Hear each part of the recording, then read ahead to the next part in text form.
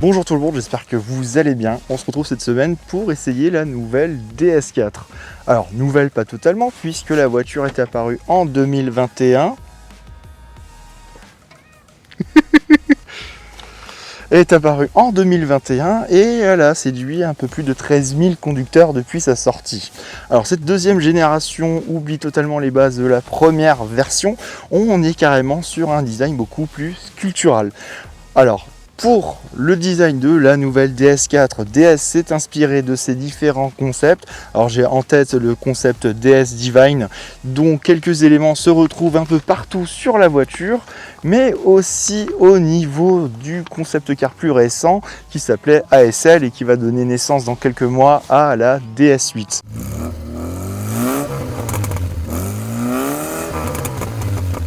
DS essaye depuis quelques années, enfin depuis le début de son histoire, de concurrencer les marques premium allemandes en tête.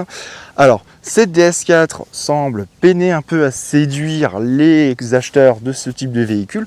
Pourtant, moi je trouve que cette voiture est pétrie de qualité. Alors c'est ce qu'on va voir dans cet essai pour vous montrer que la France aussi sait faire des voitures de luxe. Ça faisait très longtemps que je demandais à DS de pouvoir en essayer une. Bon, après nos agendas ont fait qu'on n'a pas pu forcément en essayer une, mais je suis vraiment content d'en avoir une. En plus, on a la version qui est la plus vendue en 225 chevaux qui représente les 3/4 des ventes, et surtout en version Rivoli qui représente à peu près une DS4 vendue sur deux. Donc on est sur quelque chose de très sympa. La clientèle souhaite des voitures blanches, grises ou noires, d'où l'éviction depuis quelques semaines de la teinte bronze, mais aussi du rouge. Donc on se retrouve sur des couleurs très classiques, mais cette DS4 elle en impose. Je trouve qu'elle pose les bases d'une nouvelle génération de DS qui avait déjà fait DS7 à l'époque, mais on se trouve sur des voitures vraiment très jolies. Vraiment, moi j'adore le design de cette DS4, je suis vraiment fan de cette DS4, je la trouve absolument splendide. Vraiment, c'est une très très belle voiture. Ils ont fait, voilà, il y a plein d'endroits comme ça, on découvre des éléments de design archi sympas sur cette DS4. On est vraiment sur une très très belle voiture. Vraiment avec des éléments de design mais très très sympa. Déjà ce que j'aime bien sur la DS4, parce que moi je crois un peu en l'avenir de DS, je pense qu'on a besoin d'un constructeur premium,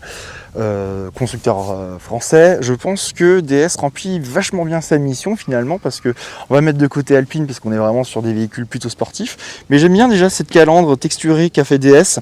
Alors oui, ça peut rappeler en quelque sorte un peu ce que fait Mercedes, mais ça rappelle un peu le guillochage que fait le Point Perle chez DS avec les fameux sièges bracelets de montre. Alors on retrouve les DS Wings qui sont un peu en voie de disparition sur les dernières DS. Ces moustaches de chrome qui sont plutôt discrètes et qui rappellent quand même un peu l'ancienne exubérance du constructeur. Les feux fins sont très sympas. Moi j'aime beaucoup ce regard acéré avec ce petit décroché là sur l'aile.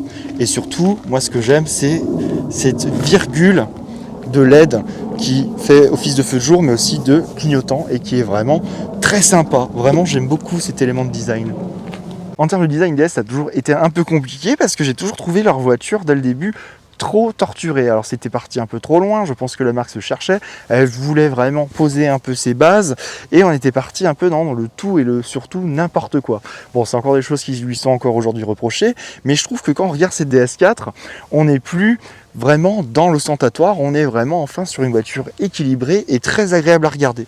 Déjà moi j'aime bien ce pli de carrosserie, même ici je trouve c'est super sympa là, le petit pli triangulaire qu'ils ont fait qui donne une impression un peu sportive à la voiture, qui lui donne un trait dynamique. Alors on n'est pas sur une version cross, mais on récupère ici des baguettes noir en plastique brut avec un élément chromé. Alors c'est assez marrant parce qu'aujourd'hui les voitures abandonnent un peu l'aspect chromé et on en retrouve un peu disséminé partout sur cette DS. On retrouve un joint chromé aussi ici. Bref, on est sur une voiture qui se la joue vraiment à la fois chic mais à la fois aussi sobre. Enfin, moi un élément que j'aime beaucoup, c'est la chute du pavillon là, avec cet élément visuel au niveau du design du vitrage de la voiture qui est vraiment très sympa, et on retrouve le petit logo DS. Voilà, c'est dessiné, c'est très fin, c'est très joli, je trouve que c'est vraiment très très bien réalisé. Alors ça c'est un élément qu'on retrouvait sur le design du concept ASL. Donc voilà, on est vraiment sur un pli de carrosserie très joli. Alors DS nous le vend comme un élément aérodynamique pour faire baisser la consommation de la voiture. Alors je ne sais pas vraiment si c'est vrai ou pas, mais en tout cas voilà, on retrouve un flanc très creusé. Derrière, on retrouve un arrière plongeant et tronqué. Alors moi, cet arrière sur la DS4 me fait vraiment penser à l'ancien Delta de deuxième génération qui est apparu en 93, on retrouverait aussi cet arrière un peu tronqué comme ça, avec ses feux horizontaux. Alors, DS a rajouté un élément chromé pour rejoindre les feux, que je trouve absolument magnifique de jour comme de nuit, avec cet effet écaille qui est de toute beauté, et qu'on avait déjà sur le concept Divine. Donc vraiment une voiture voilà, sculptée. On retrouve aussi des petits éléments graphiques au niveau du pare-brise, du vitrage arrière. Donc on est vraiment sur une voiture très travaillée.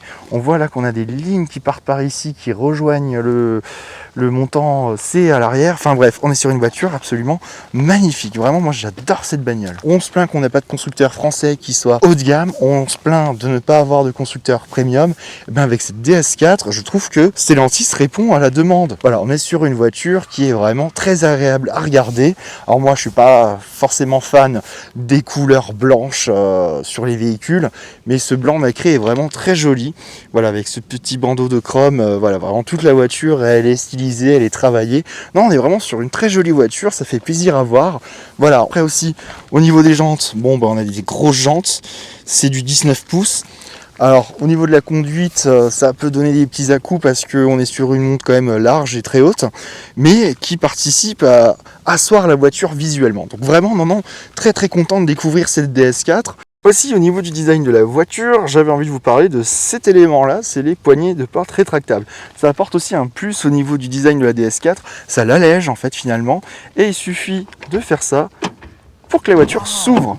Alors, aussi, pour le côté un peu premium de la marque, dès qu'on s'éloigne de la voiture ou s'en approche, elle se déverrouille et se verrouille automatiquement. Donc il suffit juste de faire ça et la voiture se verrouille. C'est plutôt pas mal. Parce que généralement, les voitures, il faut approcher de la porte conducteur ou passager, mais jamais de l'arrière. Là, ça fonctionne. Voilà, tout simplement. Et je trouve que le système est plutôt, me paraît, plutôt solide. Parce que souvent on a l'impression que ça va être fragile et non, là pour le coup DS a mis le budget dans sa portière. Alors là les amis, je suis à l'arrière de la voiture, donc j'aime bien commencer les essais quand je suis à l'arrière. Du coup, au niveau des sièges, alors manque un peu de place, on est quand même un peu serré. Dommage parce que la banquette, alors elle est un peu verticale, mais on est quand même bien. On sent quand même que deux enfants pourront trouver facilement leur place à l'arrière de la DS4. Voilà, fait un bruit bizarre, c'est pas grave. Voilà, deux adultes trouveront quand même leur place à l'arrière, mais on est quand même un petit peu serré dedans. Alors après, au niveau des portières, on est bien maintenu. Là, on retrouve le bouton pour ouvrir la fenêtre et la poignée de porte, elle est plutôt bien placée parce que je vous dis ça pour l'arrière parce qu'on verra pour l'avant. Alors, on retrouve aussi des empassements pour les chargeurs USB-C, les climatisations et normalement une trappe à ski. Tac, qui propose deux porte-gobelets avec un petit rangement et un accès, c'est pas facile comme position, qui permet d'accéder facilement au coffre. Donc voilà, une voiture plutôt bien pensée quand même, qui a le sens de l'accueil et qui privilégie surtout les passagers avant. Alors après on est chez DS, donc forcément on ne sera pas sur une voiture qui va forcément séduire les familles, mais on est sur une voiture qui va facilement séduire un couple d'un certain âge qui a besoin de standing, de prestations plutôt haut de gamme. Et je trouve que la DS4 remplit parfaitement sa mission. Et malgré tout, à l'arrière, on a quand même un côté confort avec chaque passager qui a sa liseuse et surtout accès à des speakers Focal Electra qui sont plutôt de bonne qualité, qui sont même excellents. Donc voilà, on est vraiment plongé dans une atmosphère très haut de gamme sur la DS4. Et maintenant, on va passer à l'avant. Alors, bienvenue à bord de la nouvelle DS4. Il faut que j'arrête de dire nouvelle parce qu'elle n'est pas nouvelle. Mais pour moi, elle est toujours nouvelle. On en voit tellement peu. Waouh, on pensera couper cette séquence pour DS. Donc, au niveau de la finition, moi, j'aime beaucoup le tableau de bord parce que je trouve déjà DS a fait un effort pour l'intégration de l'écran central d'infodivertissement. Alors bon, on n'est pas sur ce qu'il y a de plus fluide non plus sur la voiture, surtout quand on conduit, mais je trouve que le côté, voilà, il a bugué. A few moments later. Que le côté 16 neuvième est très sympa. Ah non, il n'a pas bugué. En fait, j'étais au bout du truc en fait. Ok. Donc on retrouve différentes options et fonctionnalités de la voiture, les sièges chauffants, le volant chauffant ou encore les sièges ventilés. On retrouve la proposition de pouvoir passer en mode massage avec différents modes. On retrouve aussi plein de petits raccourcis pour la voiture. On retrouve donc l'affichage pour la température, mais on retrouve aussi la navigation, le mode qui va nous donner l'état de la batterie, mais aussi la consommation qu'on fait avec le véhicule. Alors c'est en instantané, hein, c'est pas sur différents temps, mais je crois qu'on a... Non, elle ne va pas me les donner. Bon, voilà, c'est pas grave. Là, on a le mode pour sauvegarder un peu d'énergie sur la batterie. Là, le mode de charge quand on la branche à la maison. Donc voilà, on trouve un peu de tout. Et puis surtout, ça nous permet d'avoir des raccourcis pour libérer un peu d'espace. Pour le reste, donc, on a un système de navigation que je n'ai pas trop utilisé parce que j'en ai pas trop l'intérêt. Mais voilà, bon, on est sur quelque chose de plutôt classique. Ça rend bien, c'est propre, c'est lisible, c'est simple. Sinon, là, j'ai ce petit bouton pour revenir en arrière et donc je retrouve toutes les fonctionnalités de la voiture. Donc, on a toujours un peu des rappels sur la climatisation, la navigation. Voilà, ce qui nous est essentiel est toujours là. Ensuite, on a ce petit bouton au niveau du tableau de bord qui nous emmène tout de suite sur la conduite avec tous les systèmes d'ADAS, donc d'aide à la conduite. Les fonctions de chaque élément de la voiture qu'on peut activer ou désactiver. Et puis bon voilà, on a des explications sur quoi et comment fonctionnent les équipements à bord. Là, cette partie, j'aime beaucoup, là, qui est bien travaillée avec le guillochage. Et bien en fait, c'est tout ce qui va être pour la climatisation et je trouve que c'est encore très très bien placé. On retrouve climatisation, l'état de l'air, enfin on retrouve tout et donc des raccourcis qui ramènent à l'écran pour la gestion de l'air, de la température et tout ce qui va avec.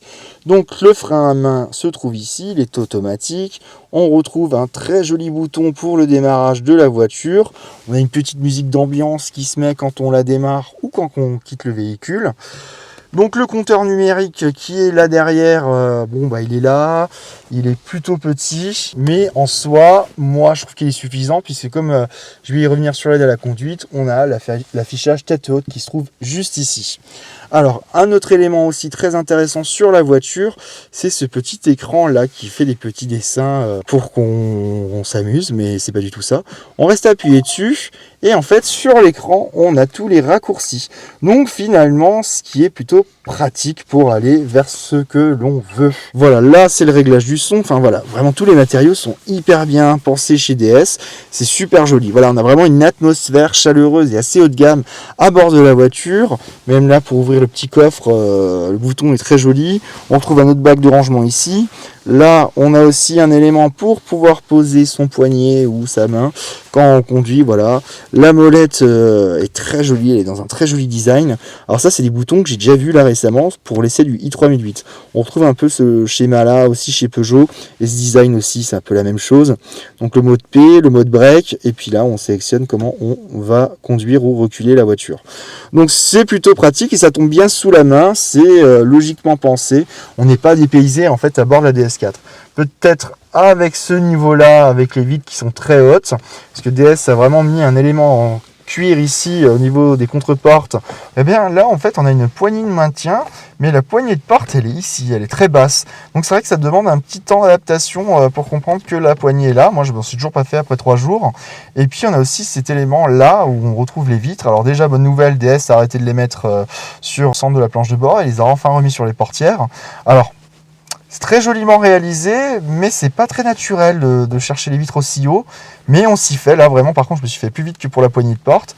Et on retrouve cet élément en fait qu'on retrouvait chez DS, mais aussi qui me fait penser beaucoup à l'Avantime. Non, DS a vraiment fait énormément attention à ces détails et c'est hyper bien fait, vraiment la toute d'une allemande finalement. Là aussi ce plastique est dur, mais il est fait dans un motif très agréable au toucher. Là on a une imitation cuir avec un plastique moussé de très bonne facture.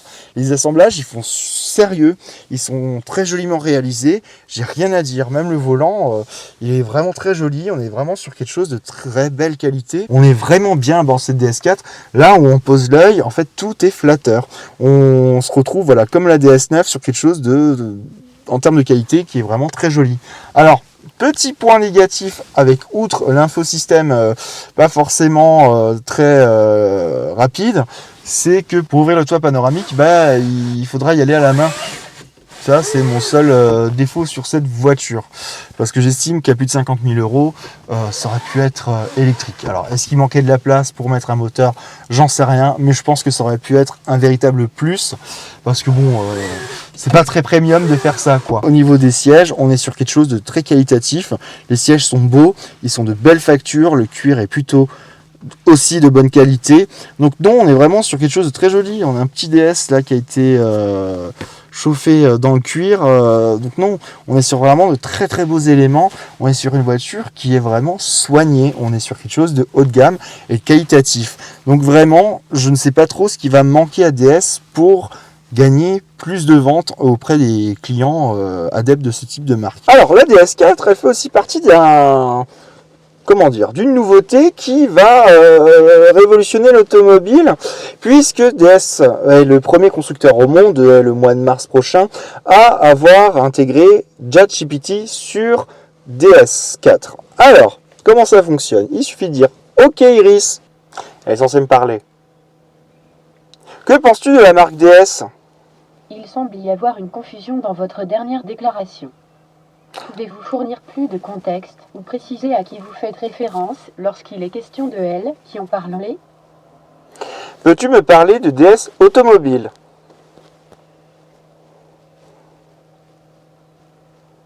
Bien sûr. DS Automobile est une marque automobile française qui a été créée en 2014. Elle est connue pour son design élégant, son savoir-faire artisanal et sa technologie de pointe. Le nom DS est un jeu de mots, car en français, il se prononce comme le mot déesse, ce qui signifie goddess en anglais.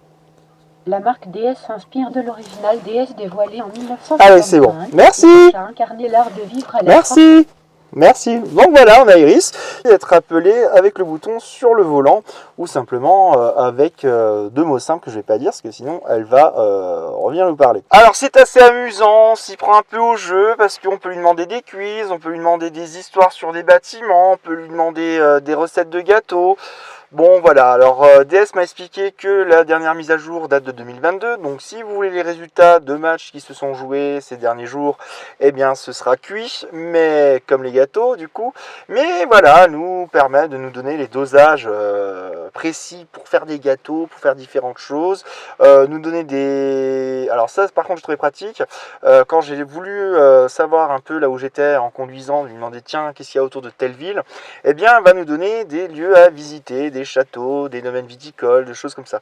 Donc ça peut être un plus là-dessus. Après, clairement, 2 jours après, je n'appelais plus ChatGPT pour lui demander des choses. Ça n'a pas forcément d'intérêt, mais ça apporte un truc. Donc voilà, on ne pourra pas lui demander de réserver un hôtel, ça c'est dommage, il y a d'autres services chez DS qui le fait. Mais voilà, pour le reste, on nous propose une expérience un peu différente. Alors c'est vrai que c'est assez amusant, on peut lui demander des quiz, elle va nous corriger, elle va nous féliciter. Donc non, on se prend au jeu, je pense que sur un moment de longue route, on peut s'amuser en famille quand même à lui demander des services. Donc en tout cas, ça arrive dès le 1er mars sur toute la gamme DS. Donc voilà, c'est un truc que va mettre la marque en avant d'ici peu. Moi, j'ai pas trouvé ça non plus au bout d'un moment très amusant, mais il est là et on peut quand même s'en amuser un peu avec. Et donc pour le reste, je vais finir aussi sur la boîte centrale de la DS4 qui est réfrigérée. On pourra mettre des petites bouteilles lors des voyages. On a aussi un peu tout type de rangement, hein, parce que finalement on en a aussi ici. On a celui qui est là. Bon ben on a mis tout notre bordel, mais il est là. On a une boîte à gants plutôt spacieuse. Donc voilà, qu'il n'y a pas de souci, qu'il y a bien de l'espace. Donc non, on est sur une voiture qui a quand même le sens de l'accueil. Bon, on va aussi finir le côté habitabilité avec un élément quand même important sur une voiture, c'est son coffre. Hop, à ouverture électrique. Et qui nous donne une ouverture assez spacieuse malgré un volume un peu haut sur cette DS4 sur un coffre qui est plutôt profond mais pas très haut. Voilà, la voiture doit quand même s'adapter à son architecture, mais on a de la place quand même pour 4 personnes. On retrouve aussi des bacs de rangement pour nos câbles de recharge et on a les batteries sous la voiture. Ça j'avais pas regardé, mais ok. Ah oui, on a aussi le son focal et tout. Ouais, donc on a vraiment toute la partie technique du son de la voiture qui est dessous. Je vois qu'on a une prise 12 volts là. Donc là on est sur un coffre que je trouve plutôt volumineux. Alors on est loin des références de la catégorie, mais on a quand même un coffre qui est spacieux. Ah, c'est dommage. Je vois qu'il y avait un truc là pour accrocher, mais c'est pas pour le sac de câbles. Ah, c'est bête. Ah, c'est bête ça. Ça, c'est vraiment dommage. Bon, pour le coup, voilà, on est sur un joli coffre quand même, et donc du coup, qui se referme. Ah, il doit être trop près. Ouais, c'était ça, j'étais trop près. Ok, eh ben on a ça que je découvre. Alors, je vais juste découvrir un dernier truc. Non, là pas. Bon bah voilà, tout ce qu'on pouvait dire sur le coffre, on finit sur un échec. Que ça donne la DS4 une fois qu'on passe au volant? Eh ben c'est ce qu'on va essayer de répondre. Alors déjà moi le premier sentiment que j'ai avec, c'est que la voiture paraît assez moelleuse. On est sur quelque chose qui paraît moelleux, on est sur une voiture vraiment qui prend soin de ses passagers, on est sur quelque chose qui nous donne envie de la conduire et qui offre vraiment un tempérament confort. Voilà. On est vraiment sur les gènes de Citroën en quelque sorte, où on se retrouve avec une voiture qui mise vraiment sur le confort. C'est pas purement une sportive malgré ses 225 chevaux. On est véritablement sur un véhicule qui mise sur le confort, l'art du voyage finalement, qui est un peu le slogan de la marque depuis quelques années, où la voiture met vraiment en avant son savoir-faire et finalement ce côté cocooning en fait. On se retrouve vraiment dans un espèce de cocon avec cette voiture, on est vraiment dans le bien-être. Par exemple en ville ici, on passe un dos d'âne et on est vraiment très bien amorti. La voiture se montre extrêmement confortable et je la trouve plutôt silencieuse. Alors en plus, au niveau de la boîte double embrayage, j'émets un peu quand même quelques doutes à son sujet sur ses qualités. On est quand même sur une voiture qui donne des petits à-coups voilà, quand on change les rapports. On le sent, on sent que la voiture nous fait comprendre qu'elle change de rapport. Et ben on a des petites secousses comme ça, parce que pour le reste, on est sur quelque chose de royal. Je trouve que le moteur est très peu bruyant, on l'entend quand même particulièrement peu, mais on vient être... alors c'est surtout sur grande vitesse, c'est à grande vitesse et sur des voies rapides où la voiture nous fait prendre que la sportivité c'est pas son truc. La boîte c'est pas qu'elle est mal étagée, c'est qu'en fait elle sait pas trop à quel rapport elle doit se situer en fonction de l'accélération, et c'est surtout quelque chose qu'on a quand on est en sortie de péage ou en voie d'insertion. Voilà, elle hésite entre la 7 et la 8 et elle nous le fait rapidement comprendre. Après, pour le reste en ville, elle est onctueuse, elle est moelleuse. Voilà, vraiment, on est sur quelque chose de... Ah, je sais pas comment expliquer, on est vraiment sur quelque chose... c'est comme du gâteau, quoi, en fait. On va parler pâtisserie parce que ça fait français, mais on est sur une voiture vraiment très agréable. Alors, je n'allais pas si vite pour la Mégane RS, apparemment. Une voiture qu'on va pas pousser dans les extrêmes, quoique c'est faisable, on peut le faire. Mais c'est une voiture qui va s'apprécier de manière plutôt coolée. Voilà, c'est une voiture qui n'aura pas peur de faire de la route, qui n'aura pas peur de faire de la longue distance. D'ailleurs, je lui ai fait un Lyon-Paris avec et honnêtement, je ne suis pas rentré cassé, j'avais juste la fatigue du voyage. Donc on est vraiment sur un véhicule très agréable. Après, sous le capot, du coup, on a un 1,6 litre de 180 chevaux couplé à un moteur électrique qui combine ensemble 225 chevaux. Alors l'autonomie, ça va dépendre de votre conduite. Moi, elle arrive à m'annoncer entre 40 et 62 km selon la charge et selon la manière dont je roule.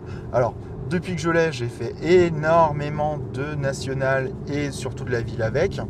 Donc, à vitesse faible, alors le fonctionnement est un peu particulier d'ailleurs, parce qu'à vitesse faible, elle va favoriser le mode électrique, que par la suite, elle va commencer à chercher le thermique. Mais du moment qu'elle peut éviter le thermique, eh ben, la DS4 va éviter à tout prix l'usage du thermique sur la voiture. Après, on a différents modes de conduite qui vont nous permettre de sélectionner un peu ce qu'on veut, mais dans l'ensemble, la voiture va chercher au maximum à être en électrique. Alors du coup, ça vous fait baisser la consommation. Là, moi, je suis en mode hybride parce que je suis en zone périurbaine. Donc, je traverse aussi bien des petits villages que de la nationale. Donc, au final, on est sur quelque chose d'assez classique. Mais la voiture se montre vraiment très très agréable. Le freinage, il est bon. On va pas se mentir, elle est quand même bien dotée niveau freinage. Les dégradations, on les sent pas du tout. On est vraiment sur quelque chose de très confortable. Franchement, il n'y a rien à dire. C'est une voiture où on peut faire carrément de la route sans aucun problème. Là, typiquement, quand j'ai fait mon Paris-Lyon, donc ça m'a pris à peu près 6-7 heures de route parce que j'ai fait des pauses, et ben j'ai pas été cassé, j'ai pas été fatigué de la conduite, je suis hyper bien installé. On sent que DS a voulu mettre en avant le confort à bord de la voiture, et du coup, ça se ressent. La voiture, elle est extrêmement confortable. C'est une super surprise. Comme je vous le disais tout à l'heure, c'est une voiture que je voulais essayer depuis très longtemps et franchement, j'adore la conduire. Même la direction, je la trouve précise. La voiture se guide là où on le souhaite et la voiture n'a pas peur en fait. Elle n'a pas vraiment de limite dans sa conduite et elle s'apprécie vraiment même sur des routes où il y a un peu de virage. On est vraiment sur une voiture très équilibrée en termes de châssis et c'est un vrai plaisir. Alors, petit défaut que je vais lui trouver, et ça reste de nouveau la boîte, je trouve que sa boîte de vitesse est un peu lente. Dès qu'on veut passer un certain nombre de rapports, on sent que la voiture commence un peu à se perdre. Elle hésite en fait. Elle a un petit instant de réflexion où on ne sait pas trop ce qu'elle veut faire. Aussi sur la DS4, attends, je fais un croisement, c'est bon. Aussi sur la DS4, il y a un autre point aussi qui me paraît important à souligner, c'est qu'on a ce petit affichage de contour qui est là, alors qui n'est pas véritablement que je trouve incroyable, mais il est là, il fait un peu sa fonctionnalité avec les éléments qu'on a besoin, mais je comprends où DS a voulu en venir avec un compteur qui n'avait pas la nécessité d'être aussi gros, puisqu'on dispose d'un affichage tête haute très paramétrable qui permet d'avoir toutes les informations qu'on a besoin. Donc c'est là où je rejoins DS sur ce choix, c'est que l'affichage tête haute prend la place du compteur du coup et qui n'a plus aucun intérêt. Donc on est vraiment sur quelque chose, finalement ça a été pas mal de critiques à sa sortie et finalement maintenant que je la conduis, je me rends compte que ce petit compteur il apporte pas grand chose. Finalement on peut s'en passer puisque l'affichage tête haute nous donne toutes les informations essentielles et dont on a besoin. Là par exemple j'ai la carte qui s'affiche, mon kilométrage, la lecture des panneaux qui me demande d'ailleurs si je veux passer à du 50 km pour être en conduite autonome. Donc non, on est vraiment sur une voiture qui ne nécessite pas d'un compteur plus gros finalement qu'on jugerait classique. Donc il ne m'apporte rien, il ne me sert à rien, il me donne juste ma consommation réservoir et la capacité de la batterie. Là en plus j'ai un affichage où la voiture me montre l'état de la batterie et selon comment elle se recharge ou ce qui s'utilise. Donc non, ça n'apporte pas vraiment pour moi quelque chose de rédhibitoire, ce tout petit écran. Après, là où je vais être plus dubitatif quand tu conduis, ça va être le combiné central qui paraît quand même très fin, mais avec une résolution de très haute qualité, mais qui subit quand même le fait d'être très éloigné du conducteur. Alors ça encore, DS a trouvé une réponse à ça, puisque l'écran est quand même très bien intégré dans le dessin de la planche de bord. Donc pour moi, c'est un peu mi-figue mi-raisin, parce que DS a installé un petit écran qui est très accessible à la main, pour pouvoir contrôler l'écran tactile et avoir des raccourcis qui nous mènent sur ce qu'on a besoin. Les réglages du siège, les réglages du GPS, de la navigation. On a un peu tout qui est résumé avec cette dalle. Mais arrivé, c'est que je galère un peu avec le CarPlay. C'est le seul défaut que j'ai un peu avec elle. C'est que si j'appuie mal sur mon CarPlay, ça m'affiche un espèce de menu de raccourcis. Et si j'arrive pas, là comme par hasard j'y arrive. Mais si, là j'ai réussi. Mais je peux m'embrouiller un peu dans les deux. Alors aussi un autre point important que j'ai pas abordé lors de la présentation statique, c'est au niveau du tarif. Alors notre DS4 démarre à 44 700 € en finition Bastille et la version que nous essayons aujourd'hui est une version qui s'affiche à 57 900 € avec toutes les options dont elle dispose. Alors on a le système focal, les sièges ventilés, le toit panoramique, on a différentes options dessus qui agrémentent notre version d'essai et qui fait un peu gonfler le prix de notre voiture. Bon, la question qu'il est important de se poser, est-ce que la voiture vaut ce prix-là? Eh bien à mon avis, oui. Parce que véritablement, la DS4 Rivoli, dans sa version 225 chevaux, est véritablement une ode au voyage et aux sensations. Vraiment, on est sur une voiture très très agréable à conduire. Pour moi, la voiture, elle vaut son prix. Après, à vous de voir si vous êtes plutôt Mercedes, BMW ou DS. Car oui, on n'a pas encore en tête l'aspect DS quand on cherche un véhicule plutôt haut de gamme et premium. Mais je pense que la française, elle remplit et elle coche toutes les cases auxquelles on attend d'un véhicule haut de gamme. On est franchement... moi, je suis vraiment surpris par la voiture. Alors, j'avais déjà essayé DS9 et DS7 auparavant. J'avais trouvé qu'on était sur d'excellents produits déjà de base. Et je pense que la DS4 est un peu l'apothéose de tout ça. Vraiment, on est sur une voiture avec une ligne dynamique, extrêmement soignée. On profite d'une voiture avec un design vraiment à part dans la production automobile. Je pense que c'est vraiment l'une des plus belles compactes qu'on a actuellement sur le marché français. Vraiment sur un produit très haut de gamme, très agréable. Vraiment, cette voiture, pour moi, elle coche toutes les cases des véhicules premium. Et je pense qu'on n'a pas à rougir face à la puissance de l'industrie allemande. On est vraiment sur une voiture plus. C'est vraiment une agréable surprise. Alors c'est une voiture où je suis content parce qu'elle a autant de qualité qu'elle n'a de défauts. Et finalement, les défauts, on lui pardonne parce qu'on est vraiment sur une impression positive de la voiture. Moi, je suis archi bien. Franchement, on est sur un produit extrêmement qualitatif auquel il faudra bien penser à se pencher au moment où on cherchera un véhicule haut de gamme dans des attentes premium parce que c'est vraiment le mot aujourd'hui à la mode. Je suis même triste de la rendre d'ailleurs, je la rends demain et je suis vraiment dépité de la rendre parce que c'est vraiment une voiture coup de cœur. C'est vraiment une voiture que j'ai adoré conduire et que j'ai adoré essayer. Elle fait vraiment partie de ces voitures vraiment dans ma liste que j'ai adoré conduire. Alors oui, il y a la liste des voitures qu'on n'a pas forcément aimé conduire ou essayer, mais celle-ci en fait vraiment partie de mes coups de cœur. Vraiment, j'ai adoré conduire cette voiture, c'est un plaisir. Bravo à DS, on oublie complètement les voitures du passé, comme la première DS4 et ses fameuses portières arrière dont les fenêtres n'étaient pas ouvrantes. Et on repart sur une feuille blanche avec une voiture très quali. Alors vraiment au volant, moi je vois que je suis très bien maintenu.